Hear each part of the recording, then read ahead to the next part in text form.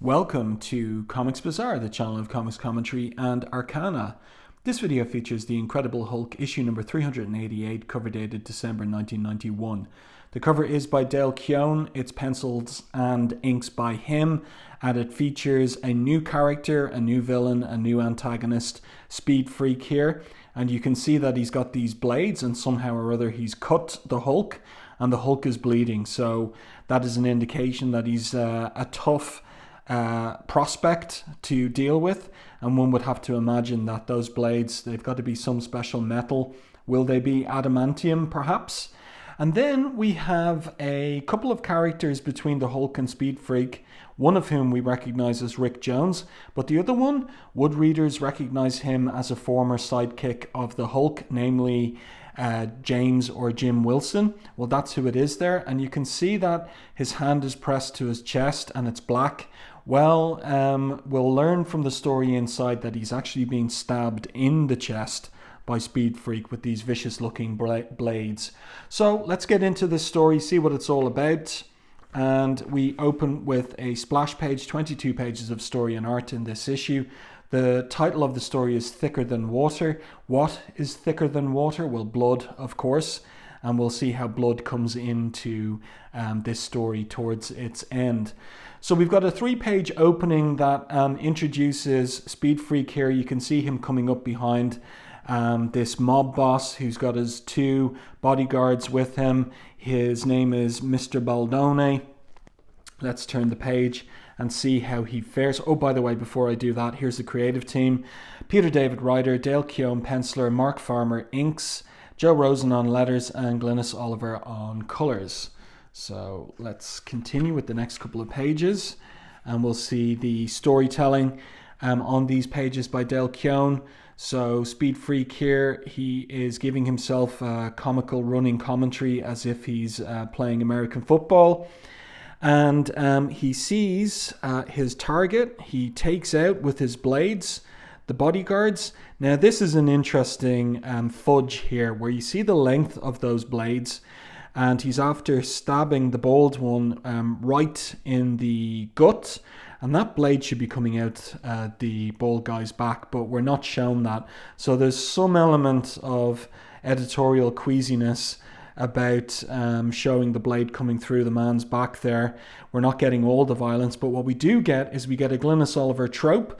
We've got black blood here on the blade, but a red background to convey that it is blood and the violence of the moment. So that's an old Glynis Oliver trope or trick going all the way back to Uncanny X-Men number 133 and that famous killing spree of Wolverines against the Hellfire Club's security soldiers. So we see the rest of this sequence play out where Speedfreek attacks the second bodyguard. Your man Baldone is left there wondering who's going to protect him. And then we have this interesting shot here where he loses his voice and he has a final thought. Why is my throat so sore all of a sudden? And it looks like what's happened to him is he's been beheaded there. And so fast that it took a moment for his head to topple off his body, and the sunglasses fall at the exact same time that his head is tumbling on the ground. So it's fairly macabre stuff, it's fairly horrific, and Speedfreek here isn't at all, has no conscience over what he's done. He continues with his ridiculous football commentary on himself. Speedfreek, you just scratched Ralph Baldone, eminent gangster, and 2 of his bully boys. What are you going to do now? I'm going to Disneyland, he says. Okay, so then we have a transition with a jet plane. Where's it going? We've got Rick Jones here. He's got his guitar slung over his back, and he's met at the airport. It turns out to be Los Angeles, LAX. He's met at the airport by the Hulk's former sidekick and partner, James, aka Jim Wilson, who's wearing this rather ridiculous I Love Bingo pink t-shirt. And I don't know if that's an early 90s reference, if that's a reference to some TV show or other from the period, because Peter David did love those. And if you get it, let me know in the comments what the reference is, if there is one there. James Wilson, when was he introduced into Marvel Comics? Well, his introduction goes all the way back to 1970 and Incredible Hulk issue 131 by Roy Thomas and Herb Trimpe. And then basically he was a feature of the Hulk comics, in particular in the late 70s when Rick Jones was not the Hulk's partner, but who was he? He had the Captain Marvel negabands that period of time. And so Jim Wilson took up the role of sidekick partner. And he kind of disappeared from the Hulk comics around 1980. So he hasn't been seen in over a decade. And he's invited Rick to Los Angeles, but for what purpose? So here they hug and greet each other. And Jim asks, "Where's Bruce, Rick?" And Rick says, "He got held up with something, but he'll be along. I gave him the address." "What's with the face, Jim? I'm not good enough." And so Wilson replies, sure, you are. Come on, scroll basher. So again, a reference to his time as Captain Marvel. Let's try something really dangerous. The LA freeway. Okay. So they're on the freeway and there's a fair bit of dialogue here that ends in a big surprise. "I really owe you, Rick," says Jim, coming out for the benefit and all. And Rick says, "Hey, I owe you, man. Keeping an eye on Bruce all that time while I was hung up. I won't forget that. Besides, I'm a sucker for a concert to help AIDS research." So Jim says, "Maybe I wasn't clear, Rick. It's not research. It's money for this place I run. A clinic for people with AIDS whose families have cut ties with them." There's a little error there in the lettering. "Cut ties with them. Folks who just want a shot at dying with a little dignity but can't care for themselves." So in effect, it's a hospice dedicated to people dying of AIDS. So Rick says, "Oh, well, that's cool, but how come you wanted Bruce to come out too?" And here we're getting into more of the story. And Jim says, "Because you told me on the phone he's 100% Hulkified now. You see, we've gotten some noise about violence, death threats, stuff like that. I thought he'd be handy to have around in case there's trouble. I wasn't even sure I wanted to tell you. I was afraid you wouldn't come, especially with the death threats and all." So Rick responds with the thumbs up. "Hey man, I'm not smart enough for that. Sides, I've learned from the best. I can handle whatever happens. You're not dying on me. Count on it." "Not this year," says Jim. "Not anytime soon," says Rick. And now Jim begins his confession. He says, "Well, I kind of wish I could agree with you. You see, guy, I tested HIV positive." So Rick says, "Yeah, sure. What are you telling me? You got AIDS?" "Not a full-blown case yet, but yeah, man, I got AIDS." So that's the big shocker at the end of this particular page. You can see the look on Rick's face. So this is coming out in autumn, winter 1991. And of course, AIDS was a disease at the time that was in the news. And many charities and other adjacent kinds of organizations talking a lot about it in the cultural discourse at the time. And of course, controversy regarding it as well in terms of how people might contract it. So, you know, Peter David, he has a track record of writing stories that touch on topical issues and debates. He also has a reputation and style, at least in this era, for being pretty even-handed in his approach to controversial topics. And let's see how he does in respect of this particular one, remembering that this comic is coming out in probably on sale around early November or late October 1991.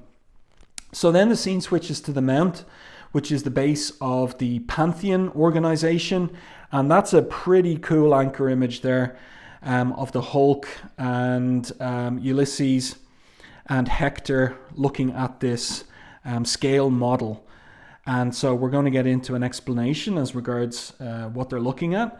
And let's see. So Hector explains that it is a model of Transabal, the country we're in the midst of trying to liberate. So there's some jokes here back and forth. And Ulysses explains, "It's not funny, Dr. Banner. This is where those burn victims came from, and one of the key projects we thought you'd be interested in." So that's one of the strategies that Agamemnon used in order to lure and get the agreement of the Hulk to join the Pantheon. He showed the Hulk all the good work that the Pantheon did, in particular helping people with diseases and burns and so on and so forth. So this new integrated version of the Hulk, he does have a capacity for empathy that sometimes is in conflict with his confidence and his drive to have nothing to do with human affairs. So it's an interesting tension in his new integrated personality. So he says in response to Ulysses, "Oh, you've definitely got my interest, especially if what you're saying about the appalling conditions being supported by the US government is true." And Hector says, "It's true, all right. Despite the brayings about a new international brotherhood, the government's perfectly willing to ignore human rights violations if money and energy interests are involved." So remember, this is all coming in the wake of the first Gulf War and all of the cultural discourse about whether that Gulf War, the US going in on the side of Kuwait against Saddam Hussein's invasion of Kuwait, whether that was motivated by a thirst for justice in the world or whether it was motivated by concern about energy and oil. And so Peter David dipping into that, but via the allegory of this fictional land and country of Trans-Sabal. So Ulysses here continues, he says, "The line dividing enemies and allies gets more and more blurred every day. It takes people a vision to redraw that line." The Hulk says, "I'll want to see proof of these blurrings firsthand." I really like that line, and I like the fact that the Hulk is not so easily convinced. He wants proof, he wants to see for himself. "You will," says Ulysses. "Fine. When do we move?" "In a couple of days," says Ulysses. And then we get this close-up on the Hulk. We've got this typical from Keown double lighting effect that he enjoys doing and that he does so well too. Good. Then I have time to buzz out to LA and visit an old friend. So that, of course, is Jim Wilson. But you can see here on these 2 pages, I want to point this out. What is Dale Keown getting from Peter David? He's getting a plot. They're working Marvel method. So he gets the plot from Peter David and he chooses how to lay out the plot within the parameters of the 22 pages he has. And you can see here that he wanted to use these 2 pages for big shots of the Hulk. And they look really cool, these couple of pages. It would be really desirable to own these, the original art for these.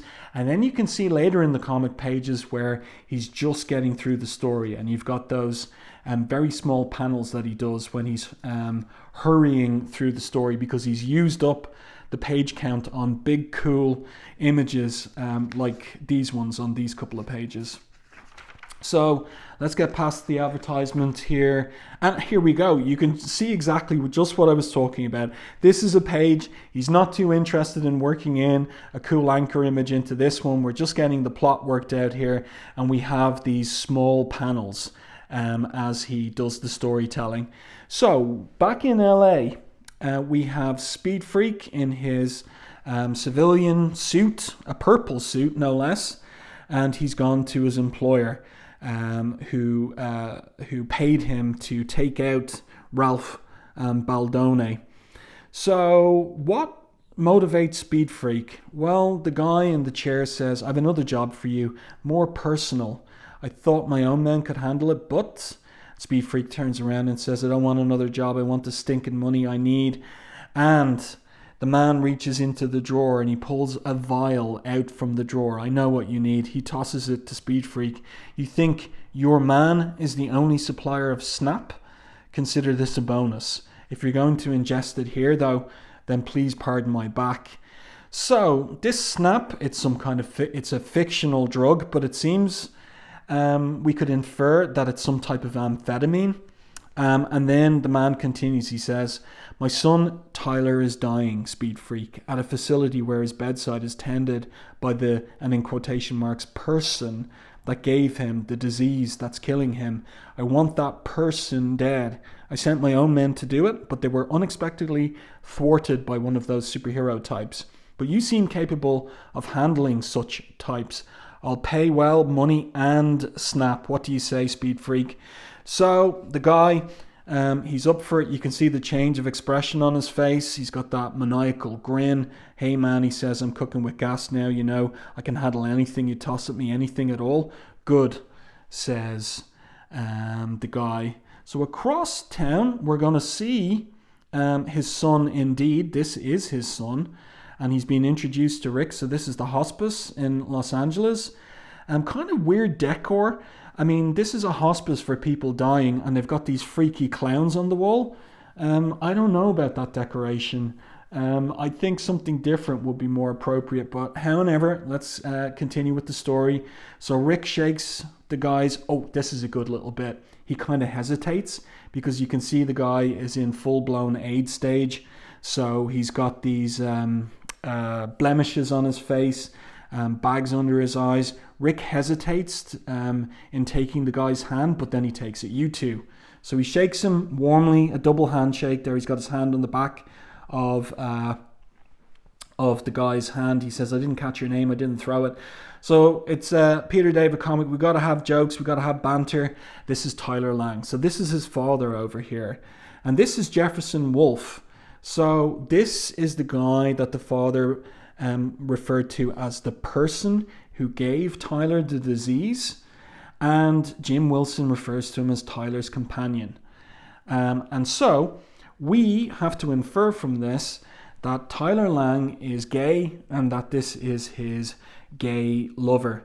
And that the way that the disease came upon him was via, how should we put it, the gay lifestyle. But I'll say a little bit more about that towards the end of the issue in respect to the final page. I'll get back to all of that. And obviously over here, Lang's father wants this guy killed by Speedfreek. So he is Jefferson Wolf. And let's see here, Rick spies a kind of like a visual similarity to Dr. Banner, Bruce Banner. And there's a little bit of talk there about the benefit gig that he's going to play. And then Rick moves into Jim's office. And Jim says, "This is my office, cramped but livable. So here's the problem, Rick. Tyler's dad is a criminal big shot, a wise guy. So he's mafia. And he doesn't appreciate the status of his son who's dying or his son's companion who's still alive and ironically in better shape. He wants Jefferson dead, and a short time ago he sent a couple of his bully boys to make sure that Jefferson predeceases Tyler. By the pure stroke of luck, my uncle was in town. You know my uncle Sam Wilson, right? Yeah, sure, the Falcon, says Rick. So this is something that was established back in Incredible Hulk 232, written by Roger Stern, that Jim Wilson's uncle is Sam Wilson, aka the Falcon, and a erstwhile partner of Captain America, just indeed as Rick Jones was as well. This is kind of interesting. Rick looking at this poster on the wall, this like cosmic scene, maybe thinking back to his time as when he wore the Negabands and was Captain Marvel.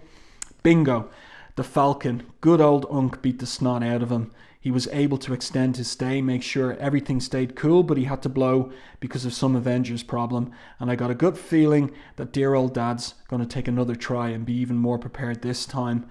So yeah, Rick is fascinated with the poster. You hearing anything I'm saying? And then he just turns at Jim and exclaims, "How come you didn't tell me, man, about that test coming back positive?" And Jim responds, "I did tell you." "Oh right, in the car.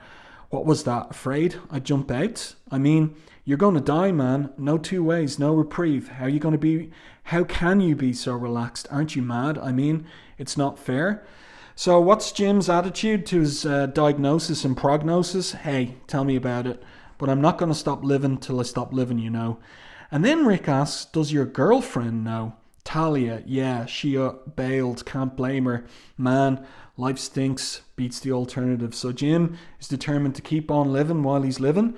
And it's a reminder that he himself is, unlike Tyler Lang, not gay. So how did he contract HIV? And how does he now? Without the drugs that there are today, that's how he he will come to be in a situation later, specifically in issue 420 of Incredible Hulk, with full-blown AIDS. But that's in the future. So then the scene switches to Reno, and we have Betty, and she's returning from grocery shopping, and who's in the house that she shares with Marlo, except for the Hulk. And of course there's been some estrangement between Betty and Bruce because she can't get over his new integrated form. And Marlo kisses Hulk on the cheek, and we get this like silent moment here between them. I think this is really well handled by Dale Keown. I think the expressions on their faces say a lot. And then the Hulk bounds away, and then Betty's unhappy. Don't do that again, Mar. Do what, she asks. So let's turn the page. Don't kiss him like that, she says. Like what? It was a peck on the cheek. Geez, it's not like we were slobbering over each other or anything. What's with you anyway? So Betty, she says, oh, ignore me. I had a lousy day. That's all. Reporters calling up. You want a beer, says Marlo? More than life itself. So Marlo didn't mean anything by it, but Betty has conflicted feelings about Bruce, about her husband. You know, Betty, maybe you reacted because he really does mean something to you. He is your husband after all, even if he does give you the creeps. So she says, I know, you kissed him and it was the most natural thing in the world, but he looked unnatural. To me, but she says, I'll skip it. I'm going to just kick back and not think about ringing phones anymore. So this is where she's working. This is where she works to earn the money to pay the rent, to live in the house with Marlo. They're each paying rent for it. And back at the hotline where she works, and this is another joke of Peter David's, where one of her co-workers, she's Betty, one of her co-workers is Veronica. So a kind of like a jokey reference to the Archie comics. And somebody rings in, and Veronica, or Ronnie, answers the phone, and it's someone claiming to be Rick Jones's mother. So Rick is an orphan, or so we think. So what's his mother doing calling? Well, that will be something that we'll find out more about in subsequent issues. And then that is a moment to transition to Rick back in LA. He's got his band up and running. And so here is the benefit, people paying in. And there's a reference there to Twin Peaks. Peter David, a big fan of Twin Peaks. She's dead, wrapped in plastic. So a reference to the very first episode, the pilot episode. And the girl, don't tell me, I'm going to forget and blank on her name. Laura Palmer, found wrapped in plastic in one of the opening scenes of Twin Peaks. And then you get the murder mystery whodunit. That basically goes on and on and on through the two series and into the film and even into the most recent series from 2017, the third series. By the way, this book here, I got a copy of this book around this time, around Christmas of 1991, if I'm not mistaken. And I must actually pull that out from my library in my parents' house and take a look at it again. Just the ad intrigues me. I want to have another look at it. So in the middle of this, in the middle of the benefit gig, in rolls Speedfreek. And of course, more wisecracking from him, but he flies all the way in and out through one of the walls. So kind of a comic moment there. Let's continue. Again, you can see like Dale Keown making decisions about what he wants to emphasize, the anchor images. Say, for example, this one here. So there's less panels on these pages as he's spending more space on cool moments. So that's a good way to segue to Speedfreek's dialogue. Uncool. That was so uncool. So he comes in he comes back in through the hole in the wall he made. He's whizzing around the room. Comes right up to Rick Jones. He recognizes him. Could I get your autograph? He's a bit like Bugs Bunny here. Bugs Bunny on speed. Okay, says Rick, and he signs does his autograph on the guy's back. Put it to Speedfreek, double E. This is like so cool. Thanks, Rick. I mean that. By the way, I'm looking for Jefferson Wolf. Here's his picture. Oh, never mind. I see him. I seize him. Hey, you know what? Just occurred to me. It'd be so great to have the last autograph Rick Jones ever gave. So he slashes at him with his blade. And Rick, of course, he's more concerned about his guitar. My axe, you shredded my axe. So Rick has got some moves from his time with Captain America, the Hulk, as well as his time as wearing those negabands. Man, I can't believe you did that. That was a 58 Strat. That's low, man. So Speedfreek says, hey, I'm sorry, okay, I just wanted to kill you. The guitar got in the way, that's all. So it's comic stuff. I think this is good stuff from Peter David. You know, sometimes one might worry that it veers too much into cartoony, but I think this is just the right size, just a hair the right side of overly cartoony and goofy. So he slashes through an amp here that Rick throws at him. Let's turn the page. And now he spots Jefferson Wolf, his target.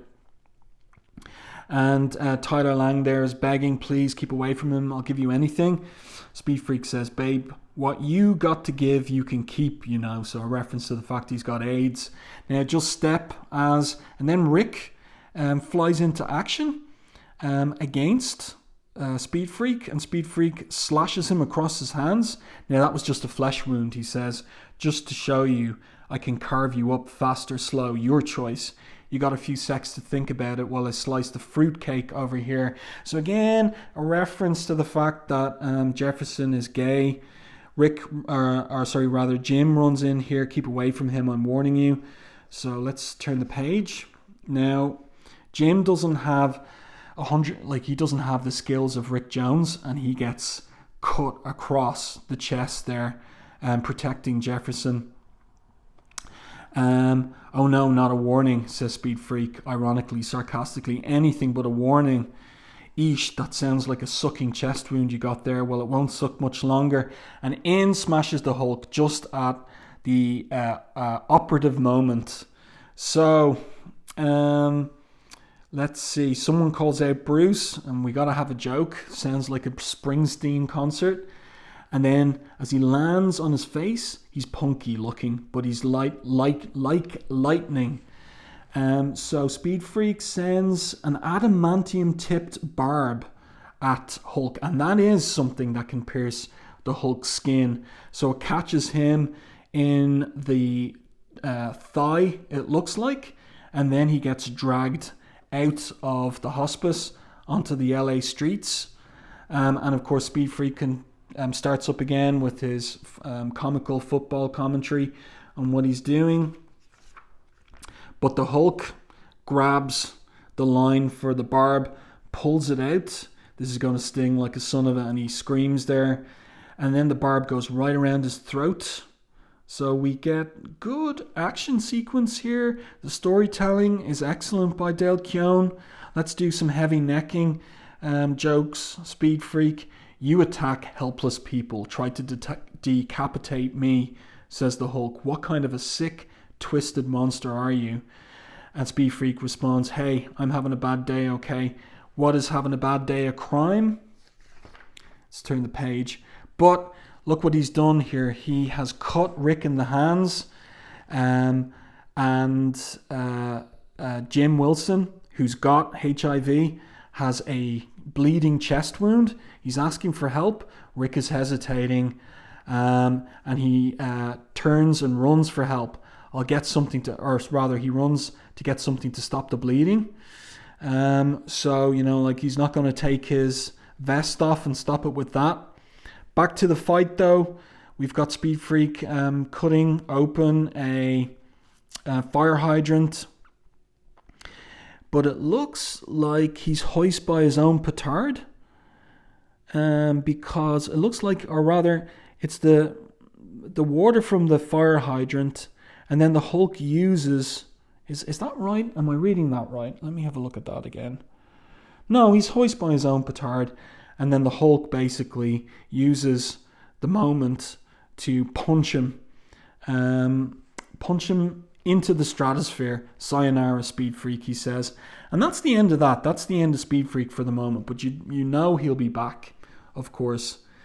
So back with Jim Wilson with the chest wound. So Rick's there. He says, okay, I got some clothes here. I just got to stick my hands into the blood and stop into the blood. And so he's hesitating over it. You know, there's natural fear there that he might contract HIV from because of the cut in his own hands from Jim. So the Hulk comes in. He says, why in blazes are you standing here, Rick? And then Rick explains he's HIV positive. Got it, says the Hulk. Don't worry. With my system, I'm immune. And Rick says, a hospital might give you trouble about helping him. They give me trouble, I'll give them more. So, in the middle of everything, Tyler Lang, he died. So that's it. So we get this kind of moment between these two lovers and the dark background there.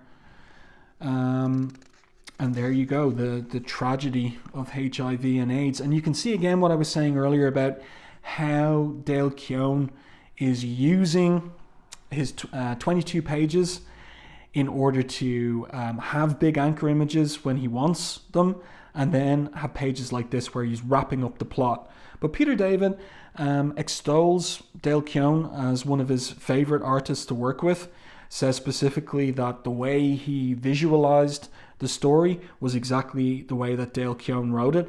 I don't think he was talking about the layouts per se, but certainly the way that the storytelling was done, the angles chosen and so on and so forth, and the pacing. So here's the funeral of Tyler Lang. His father's there. Lang expected that Jefferson Wolf would turn up after the funeral. He says, you're going to pay for what you did to him. I knew if I stayed long enough after my boy's funeral, you'd show up.